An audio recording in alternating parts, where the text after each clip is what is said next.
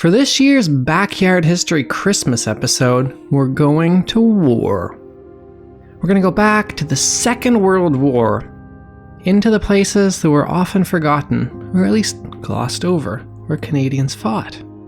First, Northern Africa, and then in Italy. And we are going to follow the adventures of a man who everyone believes is dead, yet who came home for Christmas. And also, if you're looking for Christmas presents, for something to add to your list or to get for someone else's lists, there are now 4 backyard history books, and you can order signed copies of them from me directly at backyardhistory.ca. And you know what? There's this strange thing about the sales in my online bookstore there. So, of course, obviously the 2 biggest months for sales are November and December. Everyone knows that. But the 3rd biggest month for people buying my books from backyardhistory.ca is January. And I can't help but think that's because the people on your Christmas list secretly want that book for Christmas, but they aren't getting them. So don't disappoint your loved ones this Christmas and order them a book from backyardhistory.ca today. You're listening to Backyard History, the hidden stories that happened in your own backyard, the podcast version of the weekly history column running in newspapers across the Maritimes, with your host and author, Andrew McLean.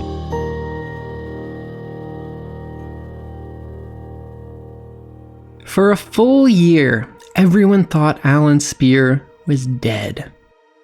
Reports said his Spitfire, that's a nimble British fighter plane, had been shot down over northern Africa in 1942, and then the 24-year-old from Bathurst had been killed by an Italian ace pilot. The young Bathurst airman was most popular and well known in the town. He was an employee of the Woodlands Division of the Bathurst Power and Paper Co. for a number of years before enlisting in the Royal Canadian Air Force, wrote the Moncton Daily Times. Soon after, Fredericton's Daily Gleaner newspaper claimed that it had obtained additional facts through roundabout sources. And by roundabout sources, they meant from a pilot from Miami, Florida, with the implausible name of Rusty Gates.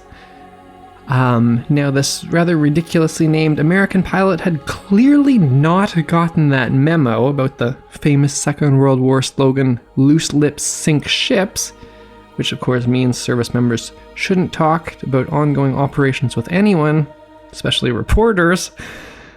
Actually, I don't even think the Army even specifically told service members not to talk to the press, because they should have been able to figure that one out on their own.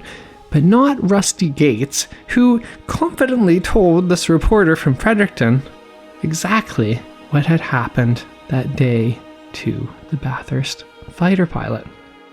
Rusty Gates explained that a flight of 6 Spitfires flown by Canadians had taken off for a mission above Libya in northern Africa. Among them were 3 pilots from New Brunswick. Their names were Kenneth Bissett and Bert Miller, and both of them were from Campbellton. And there was Allan Spear, who was from Bathurst. These 3 pilots had long been friends. They had all gotten together in Bathurst one day, years before. They had gone to the recruiting office together, and these 3 friends had enlisted together to go to war. On that flight, all 3 of these New Brunswickers were ambushed by several ace pilots from the Italian Air Force while they were deep over enemy lines. These 3 men were shot down, and all of these 3 New Brunswicker boyhood friends were killed. Rusty Gates told the reporter, "They've paid the supreme sacrifice and were reported dead after air operations. The Canucks from Bathurst were friends of mine. We were in there doing our part." So, that's the end of the story now, right? Tragic ending, to be sure, but it's all a very familiar one. This is especially familiar for the little pulp and paper town of Bathurst. Their one weekly newspaper, which was called the Northern Light, tried to be really, really optimistic as the war's anniversary hit 3 years. This little newspaper took it upon itself to bestow Bathurst with the rather grandiose nickname, The only bright light left in the world. More dedicated Backyard History podcast listeners might remember that the Northern Light newspaper was featured in the episode called Moscow to Miscou, in which the newspaper's editor, Cyril Merzero, assembled the most bizarre crew of people imaginable to set off on a late-night adventure to track down 2 Soviet pilots from Moscow who crashed on isolated Miscou Island. But for all of its determined efforts to stay optimistic, the war was still deeply affecting Bathurst, and it was still deeply affecting that newspaper too. That main character. In our Moscow to Miscou episode, the newspaper editor, Cyril Merzero, had gone off to fight in the Second World War. And Cyril Merzero was killed in that war. Practically every issue of the Northern Light had a photo on the front page of a smiling young soldier in uniform, and under it, with the same grim headline, Local boy killed in action. So everyone thought this was the end of Allan Spear, too. Several months later, in the spring of 1943, in a prisoner of war camp in Italy, an Ontarian named Reg Parmenter made an unusual request to one of the Italian guards who were keeping an eye on him when he's a prisoner in this camp. Really, it wasn't just one strange request. This was like a whole series of completely ridiculous requests for a prisoner of war to make of a prison guard. He asked this Italian guard to bring a camera to work, to take his photo in the prisoner of war camp, which, needless to say, is a restricted area, to get this photo developed for him, and then to mail this photo of him in the prison camp to his family in Canada so that they could see for themselves that he was safe and sound. Now, I don't think that I even need to explain that this violates many rules. This violates like all of the rules. It was an insane request for a prisoner of war to make from a prison guard, and it was even more insane that this soldier from fascist Italy actually did it. But wait, this guard had an idea to make this even better. He didn't just take a photo of Reg Parmenter by himself, but he took a picture of him and 11 of his friends, all prisoners of war, all in the camp, so that their families too, back in Canada, could know they were all right. And somehow, the Italian censors let this photo slip through and get home to Canada. So this photo arrives at Reg Parmenter's parents' house. They see he's okay. They've got no idea who these other 11 guys are, so they send the photo to the press. The photo gets published across Canada, and soon families recognize their sons. They were soldiers from Ottawa, Toronto, St. Mary's, St. Thomas, Brantford, and all of them had been captured near Tobruk in Libya. Except for one man. In the back row, slouched and tiny in the frame, was a lone pilot. Not a soldier, not from Ontario. For the longest time, nobody recognized him. It was, after all, the kind of bad photo that only a mother would recognize her son in. And that is exactly what happened. Jane Nelson Spear saw this photo and recognized the 12th prisoner as her son, Allan, who had been reported dead months before. There is no doubt to Jane Spear that one of the 12 is Pilot Officer Allan Spear of Bathurst, her only son, announced the Northern Light newspaper.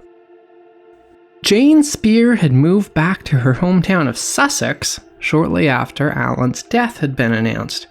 Her husband, Joseph, who was a Nova Scotian traveling salesman who sold cookies, had died, and Allan, her only son, had been her sole remaining tie in Bathurst. She desperately tried to reach her son through the Red Cross, but even they came up empty.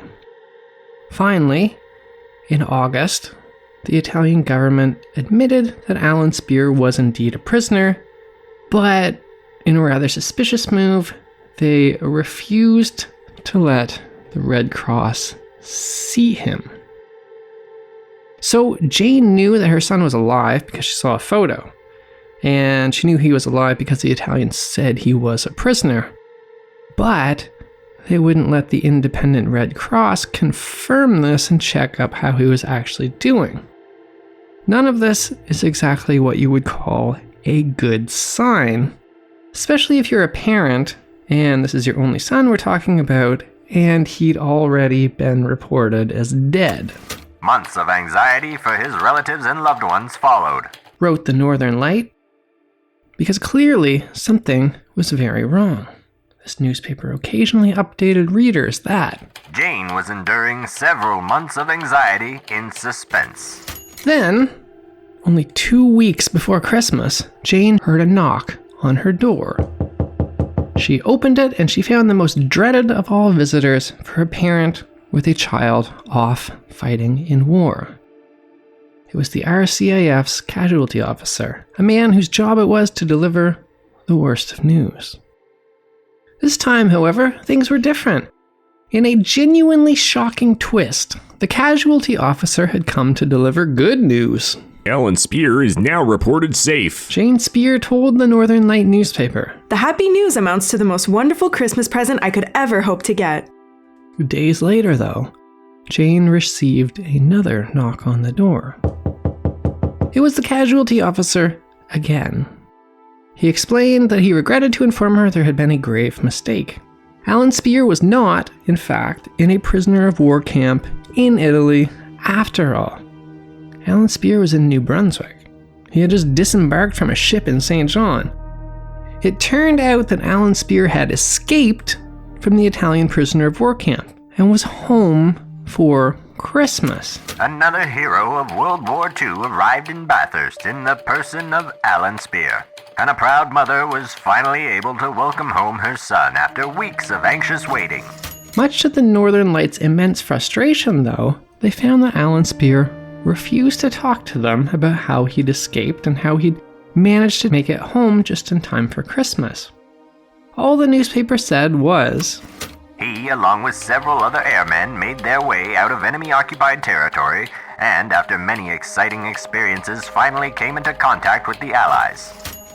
Allan Spear had all the markings of a national war hero. It was the kind of story that would have made him a household name in Canada, especially around Christmas time where so many families' sons were fighting in Italy. But he carefully dodged reporters when he was home that Christmas, and he stayed silent about his ordeal. It turned out that he stayed silent not because it was an excessively traumatic event, that he couldn't bring himself to speak of it. It really wasn't. The way he told the whole story, it was barely an inconvenience to have escaped. But he stayed silent because he was all too aware that he might become famous, and he definitely didn't want that. So we are only able to piece the story together decades later when a then 77-year-old Allan Spear finally consented to doing an interview with Bathurst author A.J. McCarthy. Obviously, McCarthy's first question was why hadn't Allan Spear talked about the story earlier? And Spear said, I never wanted to achieve the wartime status of a Billy Bishop or any other Canadian flying ace. It turned out that the story that had been told by the American pilot with the implausible name of Rusty Gates had not been, strictly speaking, accurate. While there had in fact been a dramatic dogfight between some Italian pilots and his two friends from Campbellton, Allan Spear had not been a part of this. He had actually been long gone on that flight earlier than that, and what took him out was something much more mundane than a fight between airplanes. His engine had overheated and seized up. He said that as he flew in one of these 6 Spitfires in formation, his inexperienced flight leader had ordered a rapid ascent. The intense heat was the problem. The engine got too hot and couldn't take the steep climb. Suddenly, I noticed my engine had seized. The propeller was just sitting there, looking at me. The throttle was wide open. The switches were on, but there was nothing I could do. He made an emergency belly landing in a Spitfire as 5 other pilots flew off into the distance without him. He was far behind enemy lines. It took mere minutes for the German Nazis to arrive on the scene and take him prisoner. The Germans took him to a makeshift camp in an open desert. It was nothing but fenced-in area with the remains of a few destroyed trucks in it. He and the other prisoners were left there for 2 days before being moved to a coastal port. There was no food, and Allan Spear remembered that the temperature during that time when they were out in the open sun rose to 49 degrees Celsius. We were so thirsty, we drank from the radiator of an abandoned truck.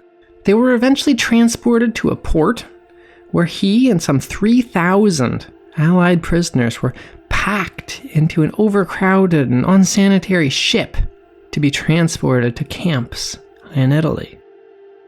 Allan Spear summed up the entire experience in a single word: gruesome.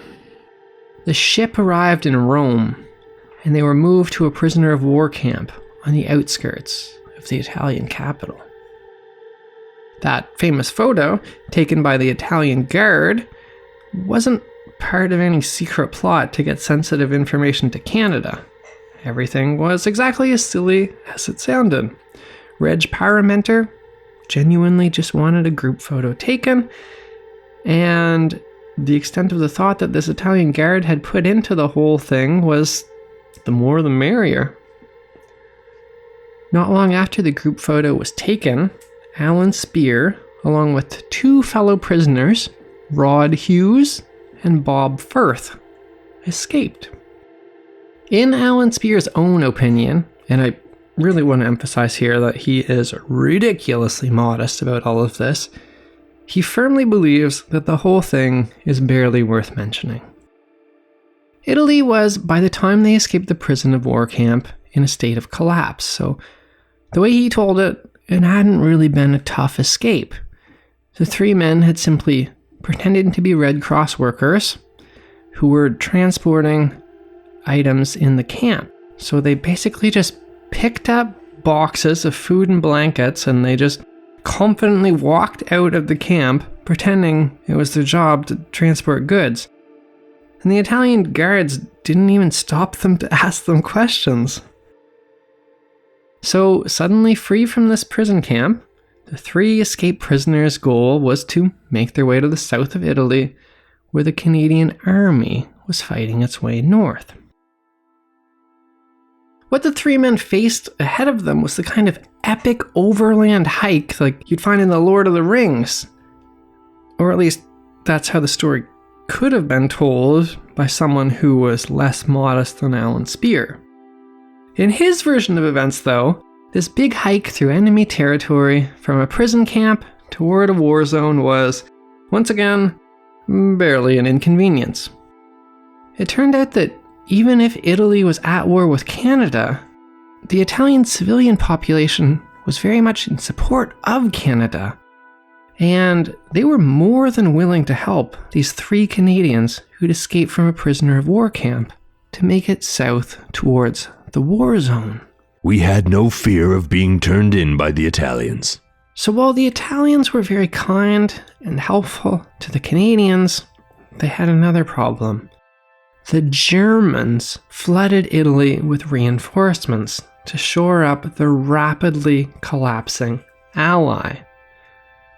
This, for Allan Spear, was a frightening development, because he said, the Germans wouldn't hesitate to recapture us or shoot us. Suddenly, the journey through Italy became a lot more difficult than being transported from home to home by friendly Italian civilians.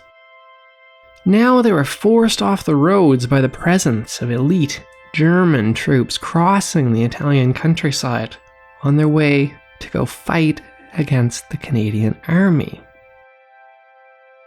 Very soon it became too perilous for these 3 escaped Canadian prisoners of war to continue making it south. They headed away from the roads into the Italian foothills.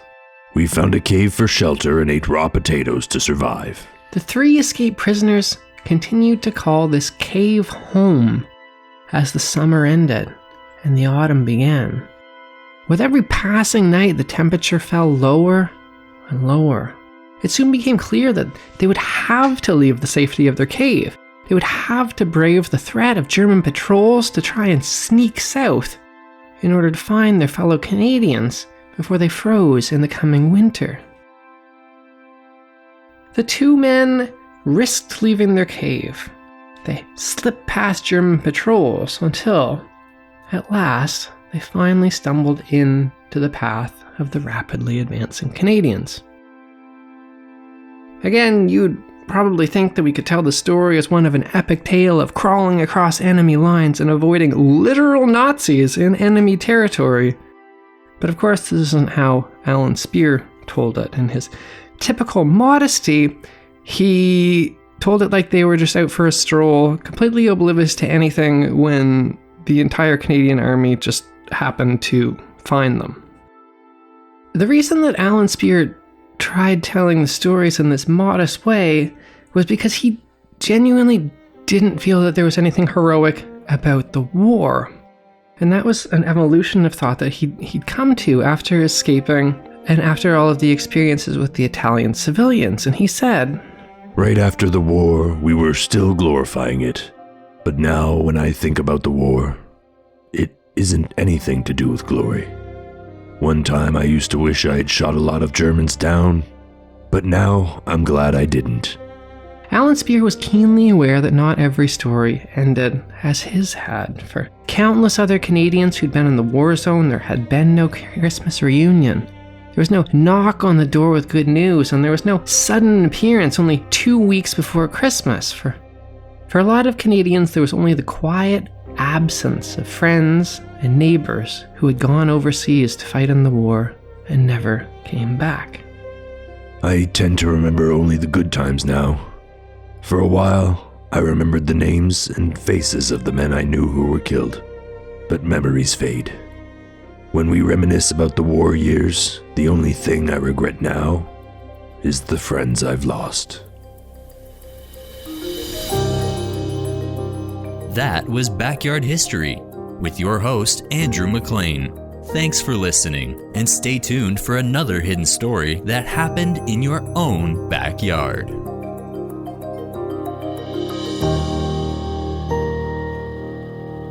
Produced by Jordan Lozier.